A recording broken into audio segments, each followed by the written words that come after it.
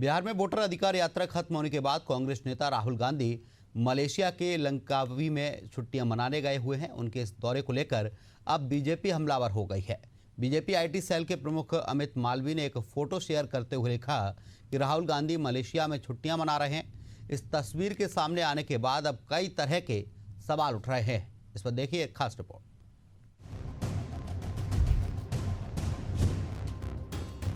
बिहार विधानसभा चुनाव के जोरदार प्रचार के बीच कांग्रेस नेता राहुल गांधी की मलेशिया के पर्यटक स्थल लंकावी में छुट्टी मनाने की खबर ने राजनीतिक हलकों में हलचल मचा दी है।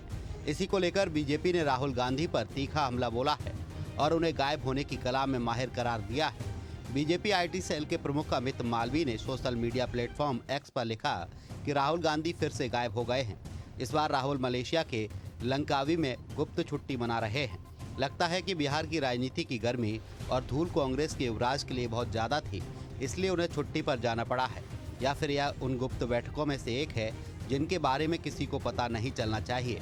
खैर, जहां लोग असली मुद्दे से जूझ रहे हैं, वहीं राहुल गांधी गायब होकर छुट्टियां मनाने की कला में माहिर हैं। ये पहली बार नहीं है जब बीजेपी ने राहुल गांधी की विदेश यात्राओं को लेकर सवाल उठाए हैं। खासकर संसद सत्रों और चुनाव प्रचार के दौरान उनकी विदेश यात्राओं को लेकर बीजेपी हमेशा आलोचना करती रही है। इस साल के बजट सत्र के दौरान भी बीजेपी ने राहुल गांधी की वियतनाम और अन्य देशों की लगातार यात्राओं पर सवाल उठाए थे। बीजेपी ने इन यात्राओं को राष्ट्रीय सुरक्षा के लिए खतरा करार दिया था। ऐसे में अब देखना होगा कि राहुल गांधी की मलेशिया यात्रा को लेकर शुरू हुए राजनीतिक घमासान का असर बिहार विधानसभा चुनाव पर पड़ता है या नहीं। Bureau report, Asian news. Donald Trump के करीबी सलाहकार पीटर नोवारो पिछले कुछ दिनों से भारत के खिलाफ जहर उगल रहे थे, मगर अब एलन मस्क के सोशल मीडिया प्लेटफॉर्म एक्स ने फैक्ट चेकिंग के जरिए दूध का दूध और पानी का पानी कर दिया है। रूसी तेल का हवाला देकर भारत पर टैरिफ लगाने वाले अमेरिका के दोहरे रवैया का पर्दाफाश हो गया है। टेस्ला मालिक इलॉन मस्क के सोशल मीडिया प्लेटफॉर्म एक्स के फैक्ट चेक फीचर ने ट्रंप के सलाहकार पीटर नवारो को भारत के रूसी तेल खरीदने से जुड़े दावों को गलत बताया है। एक्स की फैक्ट चेकिंग के बाद सच दुनिया के सामने आ गया है, जिससे पीटर नेवारो बुरी तरह से भड़क गए हैं। फैक्ट चेक करने के लिए उन्होंने एलन मस्क को खरी खोटी सुनाना शुरू कर दिया है।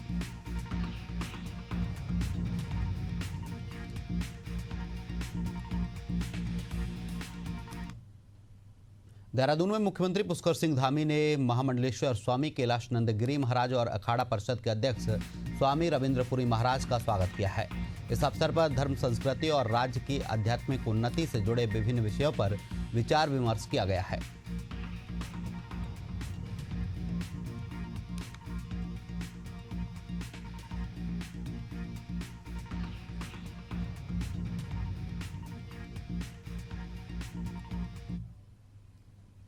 विश्व प्रसिद्ध केदारनाथ धाम में एक बार फिर से श्रद्धालुओं की भीड़ से रौनक लौट आई है।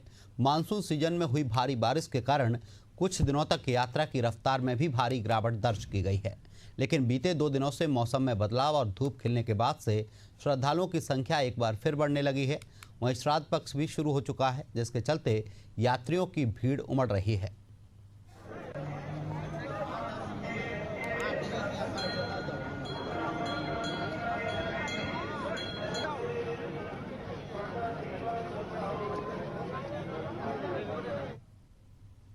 देश भर में गजानंद की विसर्जन शोभा यात्रा निकाली जा रही है। विसर्जन यात्रा से पहले गणेश मंदिर प्रांगण में गजानंद भगवान की आरती की गई। मुंबई में करीब 1.80 लाख से ज़्यादा और तेलंगाना में 69 फीट ऊंची गणेश प्रतिमा का विसर्जन किया गया। वहीं रायपुर के महादेव घाट में बप्पा को विदाई दी जा रही है। कानून व्यवस्था बनाए रखने के लिए देश भर के सभी शहरों में पुलिसकर्मी तैनात किए गए हैं।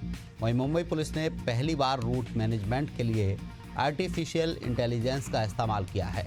इसके लिए गिरगांव चौपाटी पर एक AI बेस्ड कंट्रोल रूम बनाया गया है। प्रमुख गणपति कमेटी को QR कोड के जारी किए गए हैं और विसर्जन जुलूस में शामिल होने वाले वाहनों के लिए स्टिकर भी लगाए गए हैं।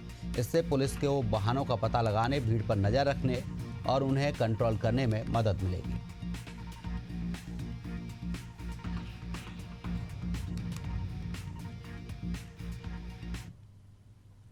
कोंडागांव के बोरगांव में जिला स्तरीय फुटबॉल प्रतियोगिता का आयोजन किया जा रहा है। बोरगांव फुटबॉल क्लब की ओर से आयोजित इस प्रतियोगिता का शुभारंभ विधायक नीलकंठ टेकाम ने किया। इस फुटबॉल प्रतियोगिता में जिले के 12 टीमों ने भाग लिया है, जिनके बीच 7 दिवसीय फुटबॉल प्रतियोगिता खेली जाएगी।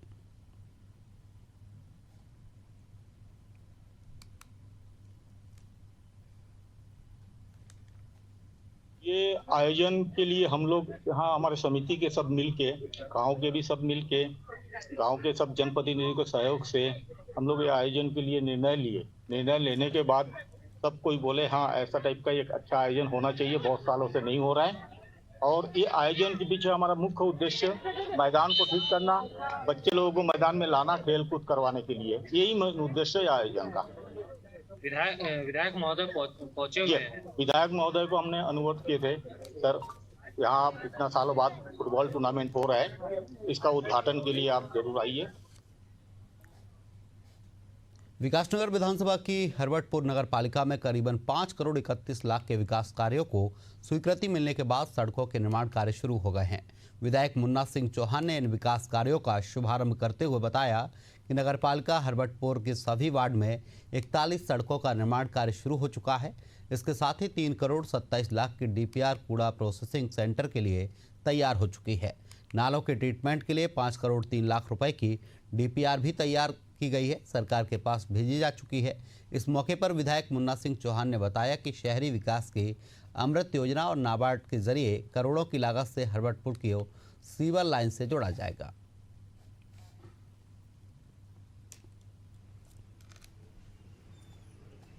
पाँच करोड़ 31 लाख के करीब के काम तो है जो अवार्ड हो चुके कॉन्ट्रैक्टर्स को, तो उनका तो आज एक प्रकार से शिलान्यास या उद्घाटन जो कुछ भी कहिए उसको करने जा रहे हैं। बाकी मैंने आप लोगों के सामने जो हमारे बहुत सारे प्रस्तावित कार्य हैं, जिसमें माननीय मुख्यमंत्री जी की घोषणाएं भी सम्मिलित है, जिसमें नगर पालिका के भवन और आवासीय परिसर का निर्माण होना है, लेकिन अभी भूमि उपलब्ध नहीं हुई, इस वजह रुका हुआ है, उसको करना है। एक हमारे पास कूड़ा निस्तारण की बड़ी समस्या है, उसके लिए ढकरानी में ज़मीन चिन्हित की गई है।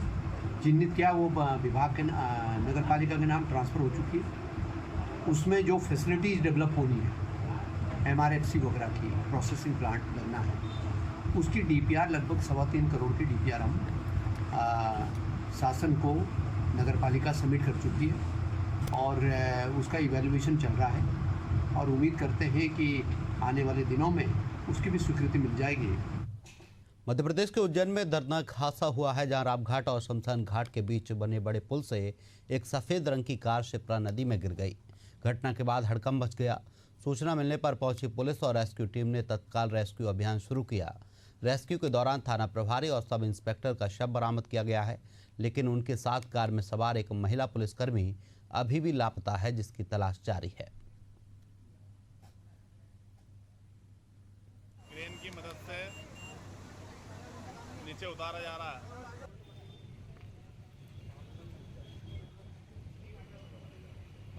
एक बहुत ही दुखद घटना हुई है। हमारे 3 साथी पुलिसकर्मियों को हमने खोया है। ये उनेल थाना प्रभारी अशोक शर्मा जी, उनके साथ सब इंस्पेक्टर निनामा साहब और महिला आरक्षक आरती। एक 14 साल की बच्ची परसों मिसिंग हुई थी उनेल थाना क्षेत्र से। उसकी सूचना पर चिंतामन की तरफ जा रहे थे और इसी दौरान संभवतः महिला आरक्षक के द्वारा गाड़ी चला रही थी और वो डिसबैलेंस होकर बड़े पुल के नीचे गिरी। अभी हमारी रात भर से सर्चिंग की टीम लगी हुई थी। अभी एनडीआरएफ की टीम भी सुबह से इसमें सर्चिंग में लगी है। एक बॉडी को हम लोगों ने भैरवगढ़ के ब्रिज के नीचे से रिकवर किया है, वो हमारे अशोक शर्मा साहब की है। अभी दोनों बाकियों के लिए हमारा सर्च ऑपरेशन जारी है और गाड़ी के लिए भी सर्च ऑपरेशन जारी है। सिंगरौली जिले के सराय थाना क्षेत्र में हुए बहुचर्चित पुष्पेंद्र शाह हत्याकांड को 2 माह बीत जाने के बाद भी पुलिस अभी तक किसी नतीजे पर नहीं पहुंच पाई है। इस मामले में पुलिस की निष्क्रियता से नाराज परिजनों ने सराय थाने के सामने धरना प्रदर्शन किया है। परिजनों के साथ ग्रामीणों की भारी भीड़ भी थाने पहुंच गई और न्याय की मांग करते हुए जोरदार नारेबाजी करने लगी।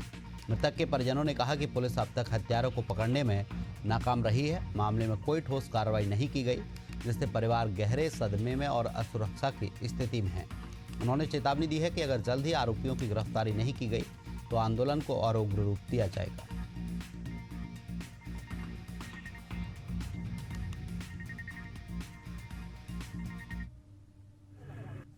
6 जुलाई को ऐसी सूचना थाना सराय में प्राप्त हुई थी कि गुमशुदा पुष्पेंद्र साहू रात में अपने पाली पे जाने के लिए घर से निकले थे, तो उसके पश्चात घर में वापस नहीं आए, जिस पर थाने में गुमनिशान कायम किया गया था। जांच की जा रही थी। उसी दौरान में दिनांक 19 जुलाई को एक नरकंकाल गाँव में मिलता है, जिसकी पुष्टि पुष्पेंद्र साहू के रूप में हुई है, जिस पर थाने में अज्ञात आरोपी के विरुद्ध अपराध पंजीबद्ध किया गया है 111 बीएनएस की नई धाराओं के तहत, जिस पर आरोपी की पता तलाश की जा रही है।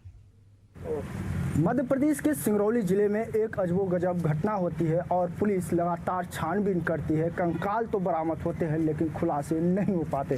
दरअसल पूरा मामला जो है सराय का है और 6 जुलाई की ये घटना बताई जाती है और एक मां का पुत्र कई दिनों से गायब रहता है। मां अपने पुत्र के लिए दर बदर की ठोकरें खाती हुई दफ्तरों तक पहुंचती है, लेकिन इसे न्याय नहीं मिल पाता और इस वजह से आज यह मां बेटे के नर कंकाल को लेकर सराय थाना गेट के सामने बैठकर न्याय की उम्मीद में बैठी हुई है। अब देखना यह है कि क्या 2 महीने बाद जो पुलिस मामले को सुलझा नहीं पाई, वह 7 दिनों में क्या सुलझाती है। आश्वासन तो तमाम सारे हैं, लेकिन अभी तक कार्रवाई सिर्फ कागजों तक ही सीमित है। सिंगरौली से मनु कुमार शाह, एशियन न्यूज़ भारत।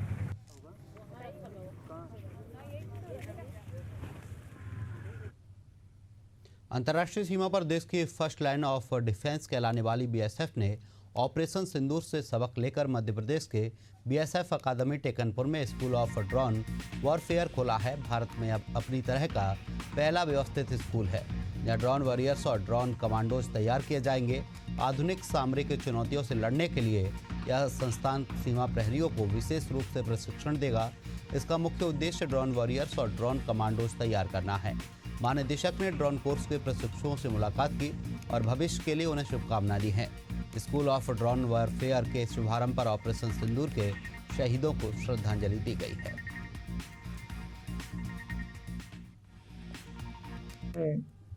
आप सबको पता होगा कि ड्रोन का बहुत उपयोग हुआ है और ड्रोन हथियार के रूप में उपयोग किया जा रहा है।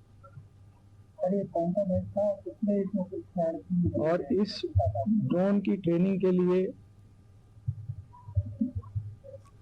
बीएसएफ अकेडमी में स्कूल ऑफ ड्रोन वॉरफेयर स्थापित किया गया है और ड्रोन की ट्रेनिंग में ड्रोन कमांडोज और ड्रोन वॉरियर तैयार किए जाएंगे और ये एक नई पहल है और जिसका पहला बैच की ट्रेनिंग की शुरुआत आज से होने जा रही है।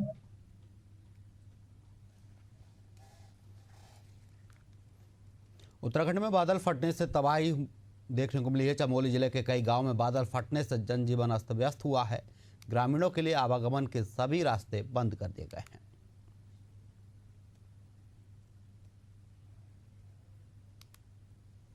नाम श्रीमती मुन्नी देवी है। मैं ग्राम देवार से बोल रही हूँ। हमारी ग्राम सभा सिमली है और सिमली से ग्राम तोक देवार में रहते हैं हम। और 28 तारीख की रात के 1 बजे से हमारे गांव में ऐसे ही भारी बारिश होने के कारण भूस्खलन हो चुका है और गांव के नीचे भी सारा पूरा मलबा वो सिलेक्ट हो चुका है और गांव के ऊपर भी दरारें आई है। गांव में पूरी जितनी भी मकानें हैं सारी मकानों पे दरार आ चुका है और गांव की जितनी महिलाएं हैं यहाँ गांव दिन में अपना काम करने के लिए गांव में आते हैं। खेती बाड़ी तो हमारी सारी चलेगी, आने जाने का हमारा कोई रास्ता नहीं है। वैसे मेरा नाम आनंद सिंह रावत है और गांव का नाम देवार है, जो कि अभी आपदा की मार से पीड़ित है।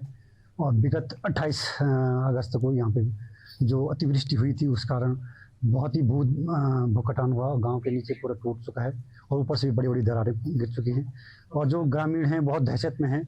और यहाँ पे सारी अधिकांश लोग क्या हैं कि बाहर हैं, मतलब नौकरी पेशा वाले हैं और महिलाएं गांव में ज़्यादातर महिलाएं रहती हैं और वो इधर उधर भागने का भी ऊपर से भी खतरा है। और इस बीच मनेंद्रगढ़ से बड़ी खबर आपको बता रहे हैं। यहाँ पर एनएचएम हड़ताली कर्मचारियों से मिले स्वास्थ्य मंत्री श्याम बिहारी जायसवाल ने सुनी कर्मचारियों की समस्या।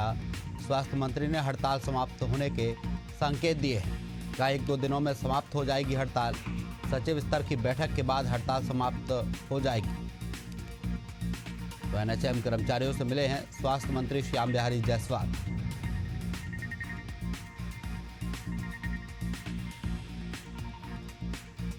तो मनेंद्रगढ़ से खबर आपको बता रहा है। यहाँ पर एनएचएम हड़ताली कर्मचारियों से मिले स्वास्थ्य मंत्री श्याम बिहारी जायसवाल ने कर्मचारियों की समस्या सुनी है। स्वास्थ्य मंत्री ने हड़ताल समाप्त होने के संकेत दिए।